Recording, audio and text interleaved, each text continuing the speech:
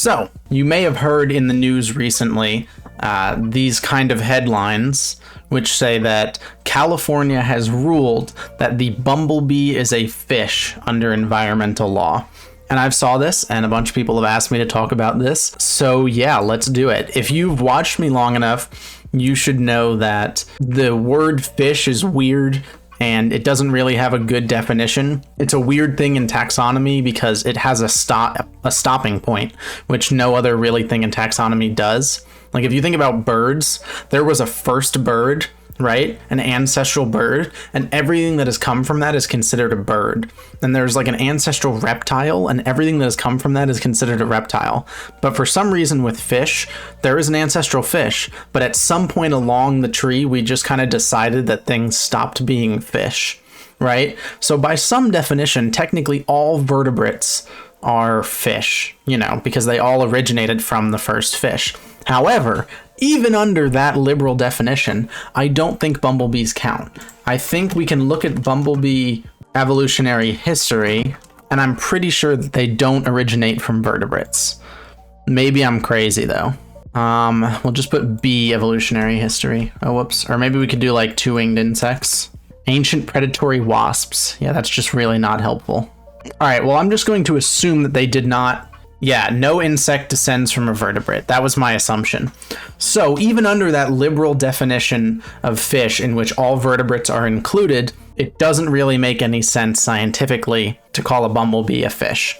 And then they're talking about in the article a little bit about how if something's like aquatic life, it can be called a fish. So this is a common thing that people did for a long time. And this is something we make fun of a lot when we watch videos. You know how we'll watch videos and they'll be like, dangerous fish, and they'll show like a squid and like a sponge and stuff like that, because it just generally used to refer to colloquially, common things that just lived in water in the ocean. So even by those two loose definitions, all vertebrates and living in the water, bumblebees don't fit either of those. So even by the loosest possible definitions, this doesn't make scientific sense.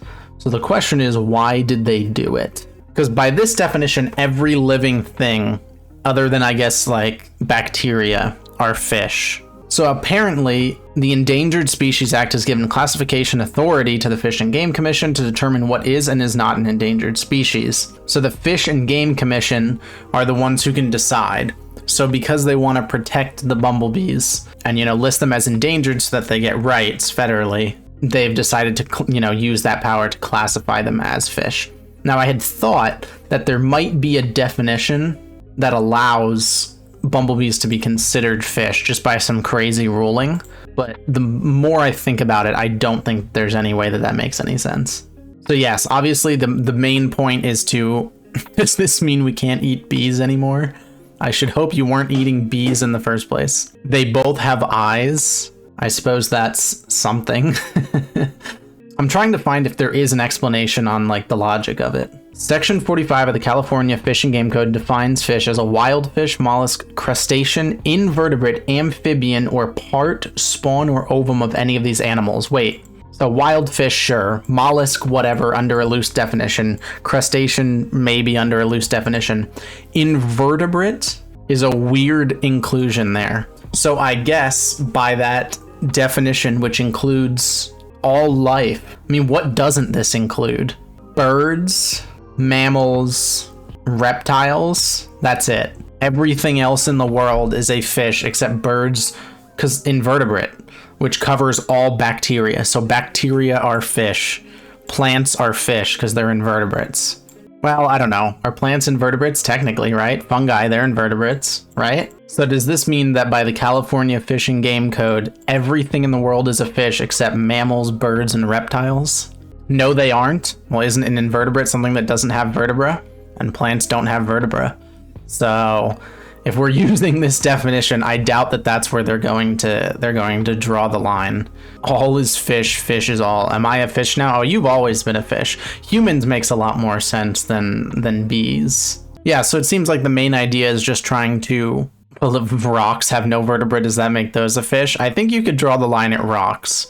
I think rocks, you draw the line because they're not alive. If fish equals bee and everything is a fish, so everything is a bee, No, this is like a square or rectangle is a square, but not all rectangles. You know what I mean, that whole thing. Can I remove my spine and be a protected species? I don't think deformities count. The article didn't say living. Well, it does say animals, I guess. Now that it says any of those animals.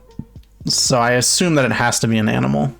If you remove your spine, you'll almost certainly get disability. Yeah, probably. Google the definition of invertebrate. I mean, I'm sure it says that it's an animal, but what you're talking about is not a true definition. You could Google the definition of fish.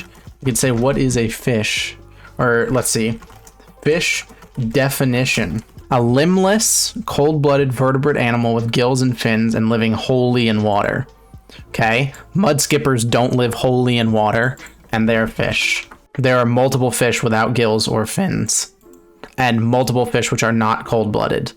So even by the official Oxford Dictionary definition that you can find on Google, there are exceptions that are commonly agreed upon. So who's to say how far you could go with that definition? Me? I'm to say? Don't think so. So ichthyologists are biologists because everything is fish. Yes, I think this should argue that I'm more qualified. If I'm an ichthyologist, I'm qualified to study all life. The law only refers to wild animals, therefore koi are not fish because they are a domesticated variant that is not found in the wild. Does it say that? It does say a wild fish or part spawn of any of these animals. So wouldn't a domesticated fish like koi have been a spawn of a wild fish once upon a time? So technically, by this definition, domesticated fish like koi and goldfish are technically fish. Or are they not fish because they're technically not wild?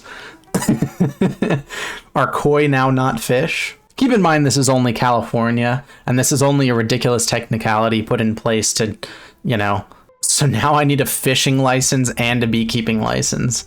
Yes, to get beekeeping, you're going to need a fishing license. You ask for fish at a restaurant? Yeah, they could give you anything, I guess. So fossils are fish, rocks can be fish? That's true. Wait, this includes fossils, right? Because a part would be like a bone. So fish includes like rocks that are made up of like old dead fish. Wait, natural gas, oils, the things that we burn in cars, natural gas from fossils are technically fish. Oil is fish.